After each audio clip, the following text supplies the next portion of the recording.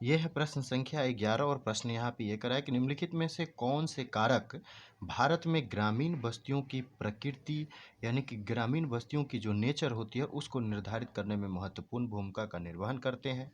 नीचे दिए गए कूट का प्रयोग कर यहाँ पर सही उत्तर चुनना है और आपको बताना है कि ग्रामीण बस्ती की जो नेचर होती है, स्वरूप होती है, उसमें कौन जो है अपनी भूमिका निभाते हैं। तो यहाँ पर पहला ये कहा जा रहा है कि भूभाग की प्रकृति, तो बिल्कुल सही बात है। ये इसके जो है भौतिक लक्षण में शामिल होते हैं और इसके साथ साथ जो है ऊंचाई, जलवायु और जल की उपलब्धता, ये सब जो है इसके भौतिक लक्षण में शामिल होते हैं। तो यहाँ पर तीसरा विकल्प भी सही है और 1-3 विकल्प यदि सही है तो यहाँ पर जो है विकल्प ए गलत हो जाएगा, विकल्प बी गलत हो जाएगा और दूसरा विकल्प ये करा है कि जाति और लोगों की निर्जातीयता, तो यहाँ पर ये भी सही है कि ये जो है सांस्कृतिक और मानवीय कारक के अंतर्गत आते हैं इसके स्वरूप निर्धारित करने में और इसमें जो है सामाजिक संरचना और उसके बाद जाति और धर्म संबंधी कारक जो है शामिल होते हैं इसको निर्धारित करने में। और इस प्रकार जो है यहाँ पर तीनों विकल्प जो है सही है, तीनों विकल्प सही है, तो विकल्प सी गलत हो जाएगा, विकल्प डी इसका सही उत्तर होगा। 1, 2, 3 तीनों सही है। बात करें अगले प्रश्न की, तो अगला प्रश्न है प्रश्न संख्या 12। प्रश्न यहाँ पे ये करा है कि निम्नलिखित में से कौन से धात्विक खनिज हैं। निम्नलिखित में से जो है कौन से इसमें धात्विक खनिज हैं। तो यदि आपको पता हो कि खनिज जो हैं वो दो तरीके के होते हैं। एक होते हैं धात्विक खनिज, एक होते हैं धात्विक खनिज और वहीं जो दूसरे होते हैं वो अधात्विक खनिज होते हैं। और धात्विक खनिज को जो है दो भागों में बांटा जाता है। एक जो होता है वो लौह खनिज होता है और दूसरा जो होता है वो अलौह होता है। और वहीं औद्योगिक खनिज के धात्विक खनिज की बात करें तो एक इसमें ईंधन खनिज होता है और दूसरा जो है अन्य धात्विक खनिज होता है। तो यहाँ पर पूछा गया है कि कौन जो है धात्विक खनिज है। तो यहाँ पर जो है एक तांबा की बात करें तो तांबा जो है यहाँ पर धात्विक खनिज है। वहीं ग्रेफाइट की बात की जाए तो ग्रेफाइट जो है ये अधात्विक खनिज है और इसलिए दूसरा विकल्प जो है यहाँ पर गलत है। दूसरा गलत है तो यहाँ पर ए और डी विकल्प जो है गलत हो गए। तीसरा विकल्प कह रहा है बॉक्साइट। तो बॉक्साइट की बात करें तो यह जो है एक प्रकार का अलौह है और ये भी जो है धातु के अंतर्गत आता है। तो यहाँ पर तीसरा विकल्प सही है और इस प्रकार जो है 1, 3 दोनों सही है। तो यहाँ पर विकल्प बी जो है इसका सही उत्तर है, यहाँ पर सी गलत हो गया। चूना पत्थर भी जो है ये अधात्विक खनिज है। अब बात कर लेते हैं अगले प्रश्न की। तो अगला प्रश्न है प्रश्न संख्या 13। प्रश्न यहाँ पे ये कह रहा है कि निम्नलिखित कथनों पर विचार कीजिए और बताइए कि उपयुक्त में से जो है कौन सा कथन यहाँ पे सही है। तो पहला कथन ये कह रहा है कि परमाणु ऊर्जा से संबंधित उद्योग जो होते हैं वो पूर्णतः सार्वजनिक क्षेत्र के लिए आरक्षित है। और दूसरा कथन ये कह रहा है कि किसी भी उद्योग को लाइसेंस मुक्त क्षेत्र में निवेश करने के लिए सरकार की पूर्व स्वीकृति की आवश्यकता नहीं होती। तो यहाँ पर जो है दोनों कथन सही है। परमाणु ऊर्जा से संबंधित जो उद्योग है वो पूर्णतः जो है सार्वजनिक क्षेत्र के लिए रिजर्व है, आरक्षित है। पहला कथन यहाँ पर सही हो गया, पहला कथन सही है तो विकल्प बी और यहाँ पर डी गलत है। दूसरा भी सही है कि किसी भी उद्योग को लाइसेंस मुक्त क्षेत्र में निवेश करने के लिए सरकार की स्वीकृति की आवश्यकता नहीं होती। और यहाँ पर जो है विकल्प दूसरा कथन भी सही है तो विकल्प सी जो है यहाँ पर सही उत्तर होगा। 1, 2 दोनों कथन जो है इसमें सही है। अब बात करें अगले प्रश्न की। तो अगला प्रश्न है प्रश्न संख्या 14। प्रश्न यहाँ पे ये करा है कि धान की सीधी बुआई तकनीक, धान की सीधी बुआई तकनीक जिसे DSR तकनीक भी कहते हैं, तो निम्नलिखित में से जो है इसमें कौन सा सही है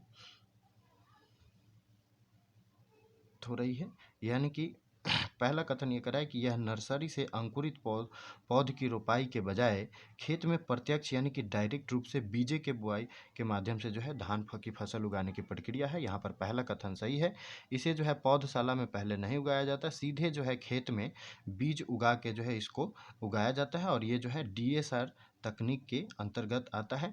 ऐसा इसलिए किया गया कि पंजाब और हरियाणा क्षेत्रों में जो है लॉकडाउन हो गया, तो उस समय जो है क्या हुआ, काफ़ी जो है मज़दूर थे, उनके जो है कमी का सामना करना पड़ा और इसलिए जो है किसानों ने यह तकनीक को अपनाया। यहाँ पर पहला कथन सही है, पहला सही है, तो यहाँ पर विकल्प बी और डी गलत है। दूसरा ये कह रहा है कि यह तकनीक ग्रीन हाउस गैस के उत्सर्जन को कम करती है, तो बिल्कुल सही बात है। ये तकनीक जो है ग्रीन हाउस गैस के उत्सर्जन के साथ साथ सिंचाई के उपयोग में आने वाले जल की बचत करती है, श्रम की भी बचत करती है और ऊर्जा की भी बचत करती है और समय की भी बचत करती है। यहाँ पर दूसरा कथन भी सही है, विकल्प ए गलत है, विकल्प सी सही उत्तर है।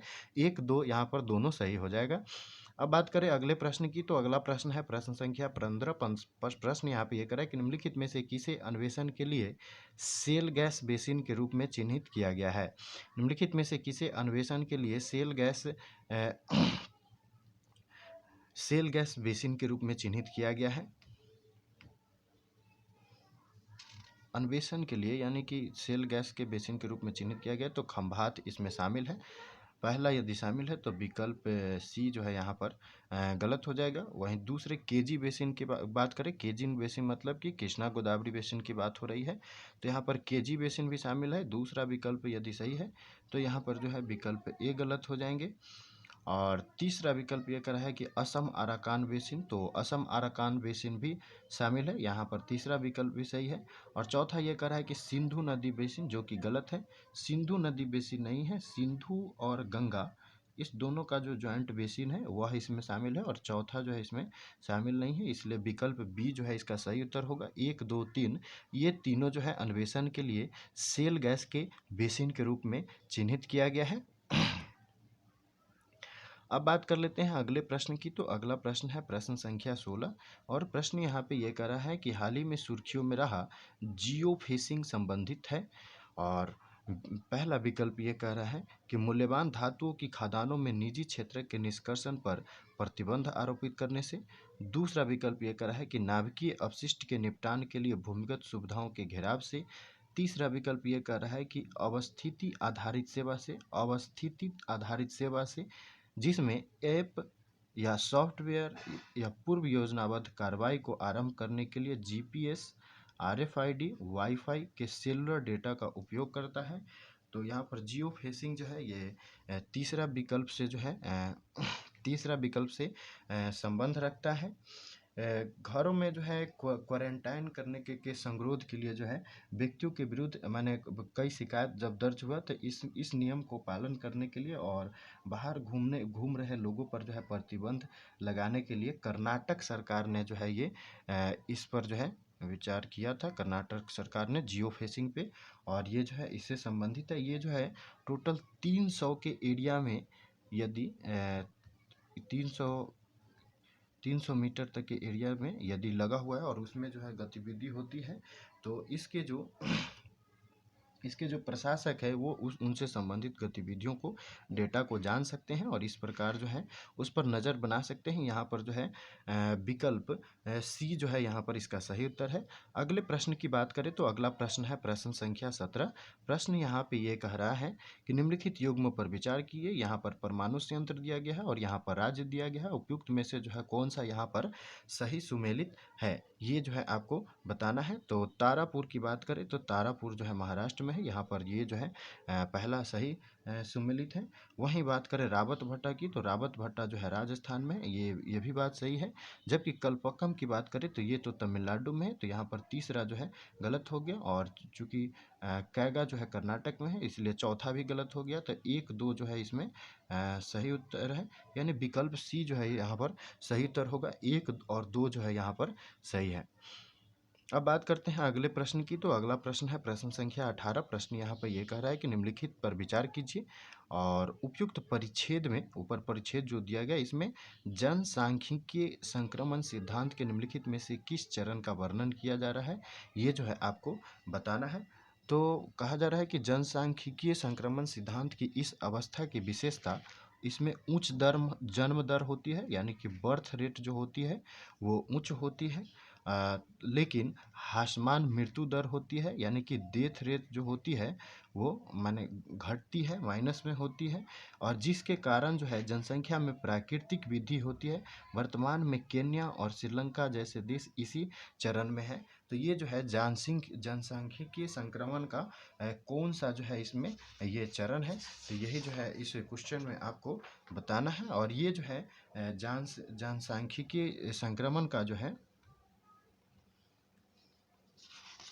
प्रथम चरण की, तो प्रथम चरण में जो है बर्थ रेट भी ऊंच होती है और डेथ रेट भी ऊंच होती है, यानी जन्म दर मृत्यु दर दोनों ऊंच होती है। और इसमें ज़्यादातर लोग जो है अशिक्षित होते हैं और स्वास्थ्य इंफ्रास्ट्रक्चर की भी कमी होती है, इसलिए जो है मृत्यु रेट भी ऊंच होती है।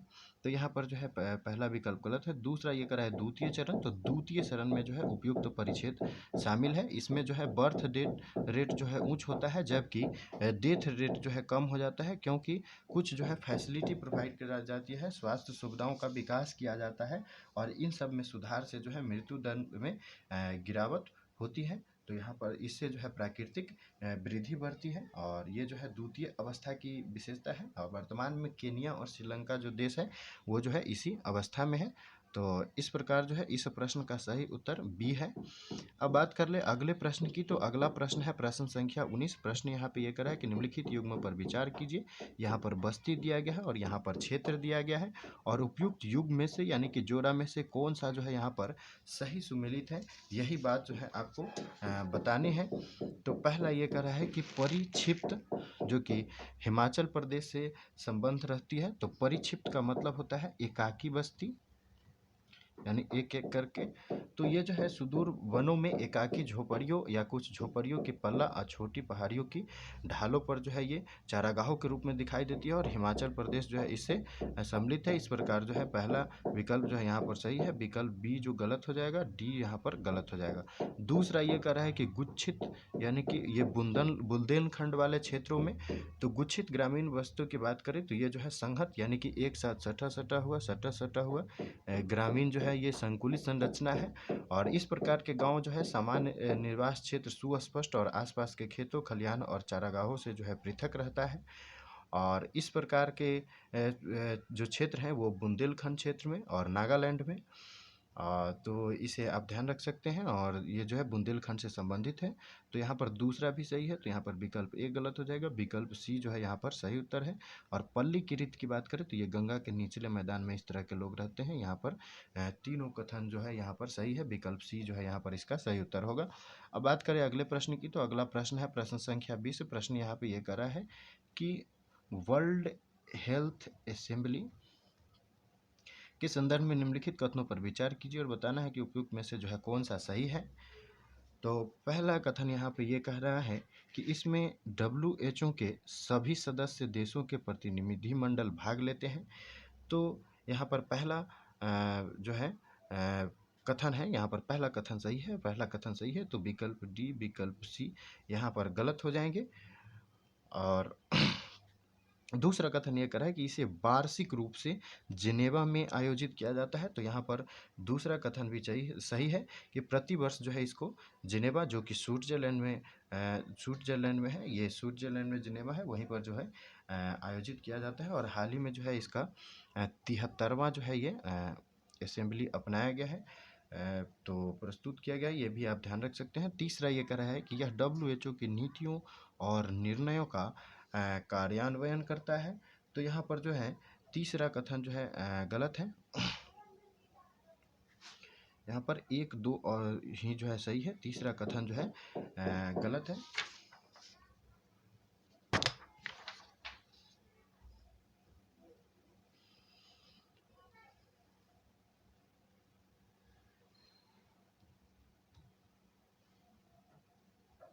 यहाँ पर विकल्प बी जो है इसका सही उत्तर होगा।